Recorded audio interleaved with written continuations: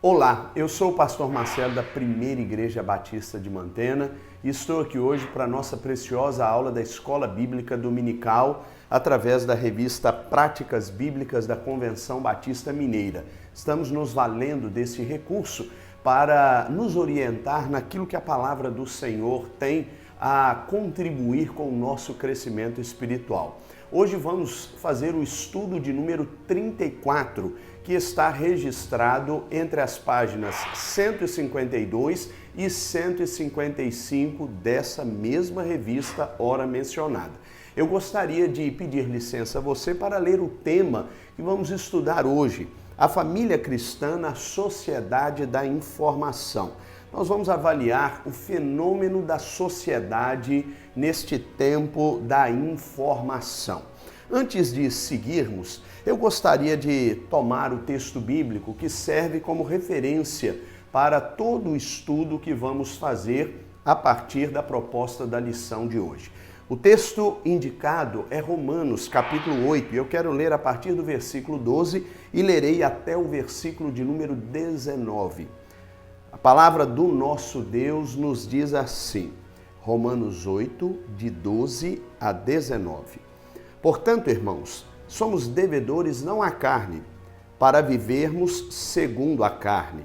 Porque se viverdes segundo a carne, morrereis. Mas se pelo Espírito mortificardes as práticas do corpo, então vivereis. Pois todos os que são guiados pelo Espírito de Deus são verdadeiramente filhos de Deus. Porque não recebestes um espírito de escravidão para vos reconduzir ao temor, mas o espírito de adoção, pelo qual chamamos e clamamos Abba, Pai. O propósito que o Espírito tem é o de testemunhar ao nosso espírito de que somos filhos de Deus. E o próprio Espírito testifica que somos filhos de Deus.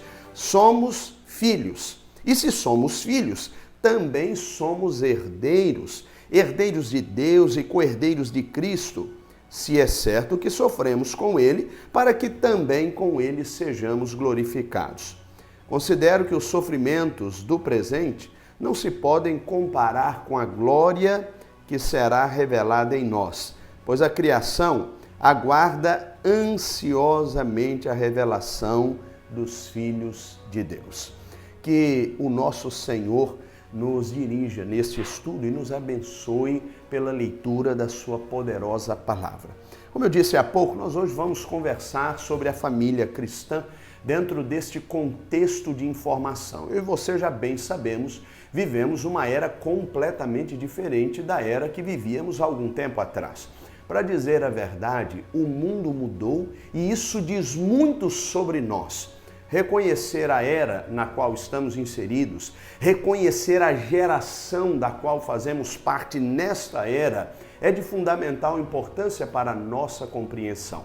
E é por isso que eu quero lembrá-lo de que depois da Segunda Guerra Mundial, nós temos uma linha histórica que veio construindo relações do ser humano com a sociedade e com tudo aquilo que a tecnologia tem nos permitido experimentar. Eu posso dizer, inclusive, sem medo de errar, que o avanço tecnológico ao longo de décadas, de lá para cá, tem nos permitido experimentar modelos sociais completamente diferentes e isso se reflete, evidentemente, no nosso comportamento.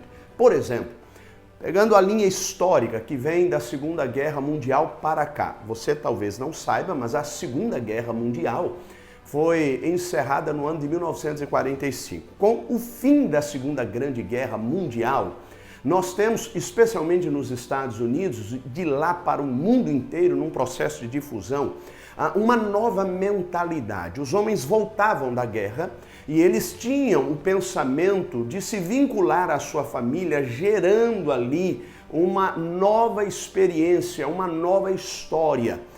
A guerra ceifou muitas vidas, muitos jovens, e era naturalmente preciso que uma nova geração nascesse. Então, nasce o que nós chamamos de uma geração denominada Baby Boomers. Esta geração é a geração que se estabeleceu numa nova dinâmica, não queria mais saber de guerras.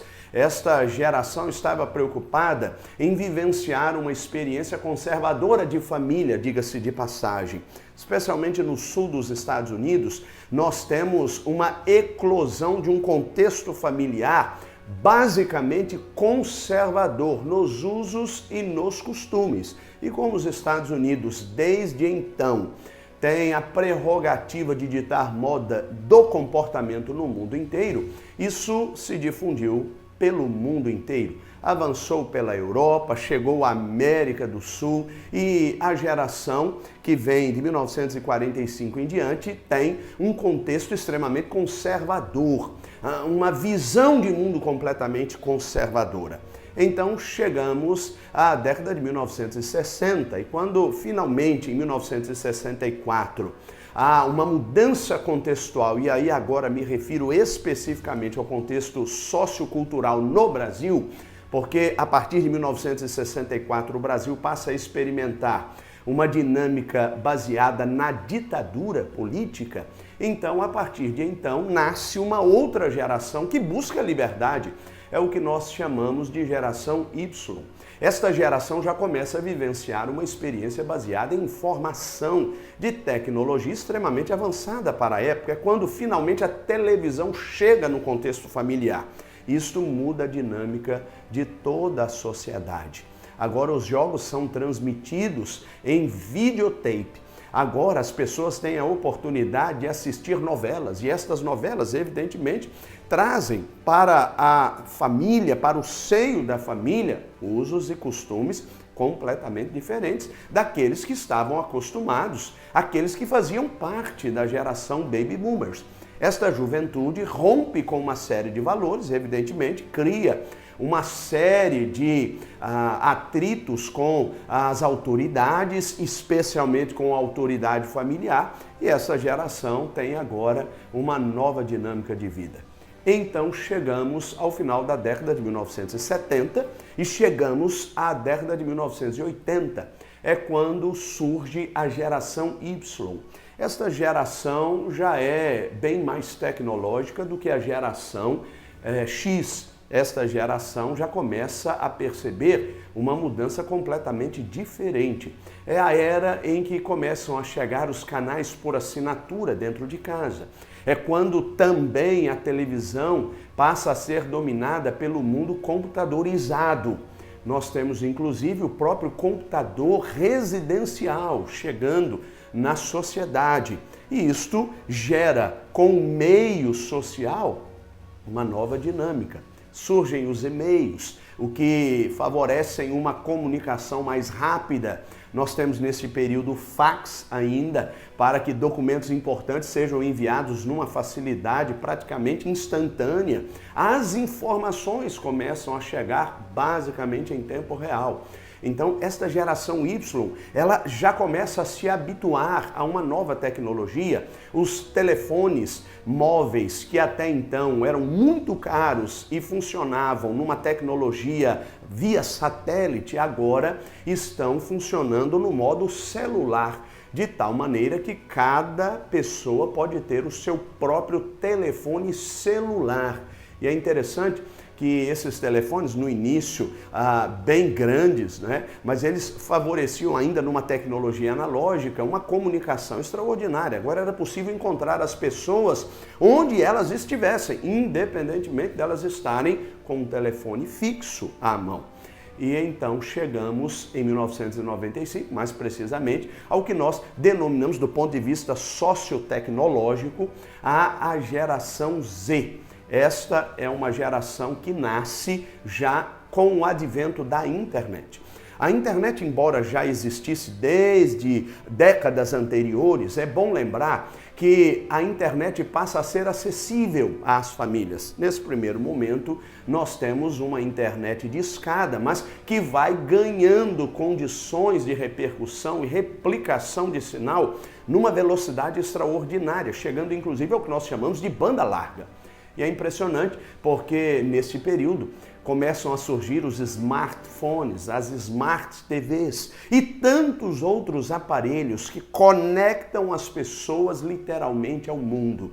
Esta geração Z, que vai chegando à universidade, é uma geração impressionante, porque esta geração é a primeira geração que nasce já no contexto da internet e, portanto, no contexto das redes sociais. E isso muda as relações interpessoais. E agora, de 2010 para cá, surge o que nós chamamos de geração alfa.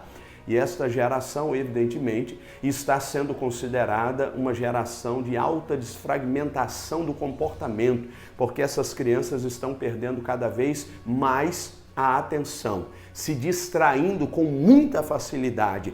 E isso naturalmente gera uma nova dinâmica para a igreja, para a educação, para a sociedade como um todo, para a família. Interessante que nós temos instituições que não se prepararam para todas essas mudanças. E isso precisa ser visto por nós. Quer ver um exemplo simples disso? Nós temos na educação formal, a escola, pelo menos em nível básico, nós temos um modelo educacional do século XIX, né? Nós temos professores do século XX e nós temos alunos do século XXI. Há 3 séculos em conflito, que não se comunicam com muita facilidade. E é por isso que nós estamos enfrentando uma série de desafios, inclusive dentro do contexto familiar. Entender estas gerações faz uma diferença extraordinária para que nós nos posicionemos e, naturalmente, busquemos estratégias para dinamizar estas relações de tal forma que elas não adoeçam, mas, pelo contrário, sejam abençoadas e bem-sucedidas. Nós estamos vivendo numa era em que as pessoas não fazem mais o que nós chamamos de vínculos, não travam mais vínculos. Elas estão mais preocupadas com conexões. As conexões hoje são bem mais importantes. Nós precisamos tomar imenso cuidado. Esta é a era das redes sociais. E isso traz para nós uma série de informações, porque as pessoas hoje, elas não estão tão preocupadas em vínculos efetivos nos seus relacionamentos, mas em conexões. Não importa se estas conexões vão me levar a 10, 20, 30, 100, talvez até 5.000 amigos, entre aspas. Veja, a superficialidade passa a tomar conta desta nova dinâmica social e isso afeta a família sem medo de errar. E é por isso que o autor desta lição já nos propõe como primeiro tópico exatamente esta ideia, superficialidade. E eu queria investir um pouco de tempo neste novo contexto, o contexto que está sendo dominado e caracterizado pelo que nós chamamos de superficialidade, especialmente nas relações interpessoais, e a família tem sofrido tremendamente com isso. Eu quero começar com uma pesquisa que é assinada por um instituto importante britânico, denominado Southern Trust. Este instituto já fez e publicou mais de 150 pesquisas pelo mundo inteiro. O seu propósito é avaliar o nível de educação, o nível de relacionamento e intensidade desses relacionamentos com as pessoas que vivem num contexto familiar para definir o padrão que a sociedade vem assumindo nos últimos tempos. E esta pesquisa foi feita com jovens que nasceram no ano de 2001. E esta pesquisa foi feita com 14.000 crianças ao longo de todos esses anos, desde 2001 até o ano de 2018, quando finalmente esta pesquisa foi publicada. E esta informação, ela é precisa, porque o que se avaliou, o que se percebeu ao longo de todos esses anos com essas 14.000 crianças, é que elas, infelizmente, tendem a não desenvolver apego seguro, porque elas não têm vínculos com os seus pais. 40% são os dados indicados por esta pesquisa assinada pelo Instituto Southern Trust. 40% dos jovens, segundo esta pesquisa, nos Estados Unidos, porque embora o Instituto seja britânico, como disse e repito, eles fazem pesquisas pelo mundo inteiro e concentraram esta pesquisa nos Estados Unidos.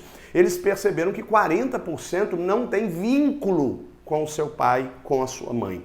Vínculo emocional com os seus pais. E isso traz um prejuízo enorme, porque, como disse e repito, quando nós pensamos em vínculos emocionais, nós pensamos em apego seguro. Pastor, o que significa o apego seguro do ponto de vista comportamental, do ponto de vista da psicologia? Eu explico. O apego seguro é aquilo que nos dá a sensação de segurança emocional. Isso significa dizer que o nível de instabilidade é muito mais alto quando não há apego seguro, quando não há vínculo emocional. Essas crianças, elas enfrentam um problema seríssimo. 40% das 14 mil que foram pesquisadas. Elas enfrentam, por exemplo, o problema da agressividade. Quando nós não temos vínculos emocionais bem definidos, nós temos problemas sérios de agressividade. Nós encontramos no mundo sempre inimigos. Nós vemos o mundo como inimigo. E esse é um problema sério. Além da agressividade, nós temos também uma série de outros prejuízos, como alguns que eu quero mencionar aqui a você. Por exemplo, nós temos uma personalidade desafiadora sendo identificada no comportamento onde não há apego seguro. Então, as pessoas que são desvinculadas emocionalmente de seus pais, que não tiveram esses vínculos travados, estas pessoas normalmente têm uma personalidade desafiadora, tendendo à rebeldia. Não necessariamente a uma mudança de hábito, mas uma rebeldia sem sentido. Além disso, elas não assumem compromisso e não sustentam os seus compromissos com facilidade. Isso é corroborado por uma pesquisa que é feita de quando em quando aqui no Brasil. Na verdade, nós chamamos isso de censo do IBGE, e esta avaliação faz um levantamento para fazer uma leitura da sociedade nas mais variadas áreas e nos mais variados setores. E o IBGE deu contas, na última publicação de seus dados, que 40% dos jovens que entram na universidade, estou falando agora do Brasil, 40% destes jovens, e isso não é coincidência, porque a pesquisa do Instituto Southern Trust já apontava essa realidade, 40% dos jovens brasileiros que ingressam na universidade trocam de curso no primeiro ano. Pois bem, o que isso tem a ver com o apego seguro? Tudo, porque isso significa dizer que 40%, de cada 100 jovens, 40 que entram na universidade não estão certos, não estão seguros do curso que escolheram. O que demonstra uma extrema vulnerabilidade emocional. Esses jovens são literalmente instáveis. Eles não têm condições de assumir e muito menos de sustentar os seus compromissos de vida. Isso vai ter efeito direto no seu casamento futuro, isso vai ter efeito na sua religiosidade, isso vai ter efeito na sua saúde, isso vai ter efeito nos seus relacionamentos afetivos de ordem familiar. Enfim, estes jovens estão fadados a uma instabilidade enorme. Percebe como a superficialidade traz um enorme problema para a sociedade contemporânea? Pastor, e de onde vem isso? Isso vem de um modelo que, infelizmente, de 2000, 2001 para cá, gerou distanciamento entre os pais e os filhos dentro de casa. Os pais foram trabalhar, pai e mãe, diga-se de passagem. E na medida que os dois trabalham, eles terceirizam a educação de seus filhos. Ora, esses filhos ficam com uma babá, ora, esses filhos ficam com a televisão, que nós chamamos aí carinhosamente, e eu diria até ironicamente, sarcasticamente, de babá eletrônica. Ora, essas crianças estão na escola, ora, essas crianças estão com seus avós, tios ou outros responsáveis. E isso, naturalmente, cria um distanciamento enorme. E esse distanciamento, como você viu, gera o que nós chamamos de desvinculação emocional. E onde não há vinculação ou vínculo emocional, não há apego seguro e o estrago é muito grande. E a tendência, se nós fizermos essas mesmas pesquisas daqui a algum tempo, é que esses dados aumentem consideravelmente, porque infelizmente nós só estamos piorando esta administração relacional no sistema familiar. Há cada vez mais distanciamento entre pais e filhos, o que gera uma superficialidade. O pai hoje não entrega o que o filho precisa. O pai hoje entrega, como eu disse na aula passada, o que o filho quer, porque o pai tem medo de desagradá-lo. Afinal de contas, ele vive uma culpa existencial. Ele sabe que está devendo, ele tem um saldo devedor com o seu filho, então ele não quer desagradá-lo no pouco tempo que ele tem com o filho. E aí satisfaz todas as suas vontades, mas não satisfaz as suas necessidades. E este é um perigo. Eu gosto sempre de dizer, isso é como um tiro no pé, um prejuízo e uma morte anunciada, um drama anunciado que vai se concretizar mais cedo ou mais tarde. E eu espero que isso não aconteça na sua casa. O segundo tópico proposto por esse autor, não menos importante, é ansiedade. Esta sociedade contemporânea, que é a sociedade da informação, que não significa dizer sociedade da formação, porque nós somos hoje muito melhor informados, mas somos menos formados do que éramos há algum tempo atrás. O caráter não é mais bem formado como antes. A afetividade não está bem formada como antes, a fisiologia avançou bastante, mas nós sabotamos mais o nosso corpo. Enfim, nós temos mais informações, a gama, o leque de informações, tudo isso é muito grande. Agora, quando nós pensamos em formação, isso é uma negação, mas eu não vou interagir muito com esse tema agora, porque na semana que vem nós vamos falar sobre a formação da sociedade a partir da família cristã. Mas eu quero focar no tema ansiedade. A ansiedade é um distúrbio comportamental que gera tensão, preocupação e antecipação de sentidos e problemas que talvez não existam. É como se eu estivesse vivendo o futuro hoje. É como se eu estivesse antecipando sofrimento. Aliás, Jesus Cristo nos ensina de forma belíssima e categórica que nós não devemos viver ansiosos quanto ao dia de amanhã, nem quanto ao que havemos de comer, nem quanto ao que havemos de beber, e muito menos quanto ao que havemos de vestir.